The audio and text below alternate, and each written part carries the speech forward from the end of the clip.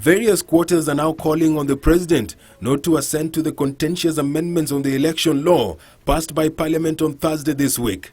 The Kenya National Commission on Human Rights is urging the Senate and the President to listen to the voice of reason and seek dialogue over Parliament's move to amend the election law.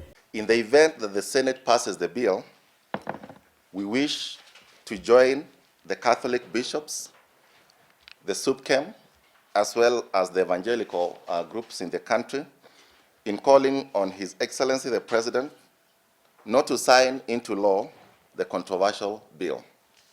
Again, in the spirit of what has already been suggested by the Catholic bishops and the IEBC, we urge President Uhuru to immediately call for dialogue involving all stakeholders with a view to building consensus on the disputed issues. The Commission's call comes just a day after the Catholic Church urged for sobriety over the contentious amendments, which has seen court call for mass action. KNHCR says it has also noted with deep concern Wednesday's attack on the judiciary when the leader of Majority Aden Duale launched a scathing attack on Justice George Odunga. We therefore take this opportunity to warn the Honorable Aden Duale and other political actors who threaten the judiciary that they risk facing sanctions for violating the leadership and integrity provisions of Chapter 6 of our Constitution. The Council of Governors has also pleaded with the President not to assent to the amendments. While calling for dialogue, the governors have urged that changes to allow manual backup in the election management could roll back critical gains already made in the country.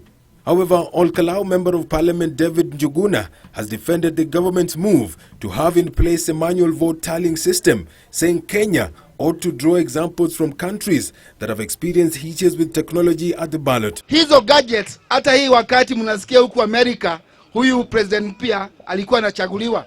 There are some states, California being part of it, part of one, na zingine mingi. Kuna some areas, hizo gadgets, hiyo technology ilifail, ilikuwa kufanya kazi.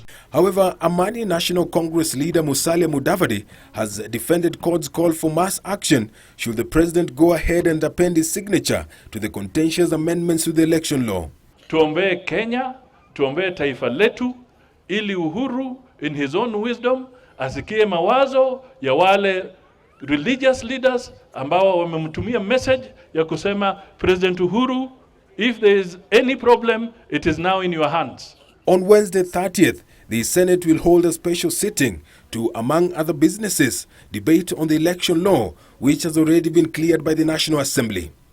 For Channel One Weekend, I am Edward Kabasa.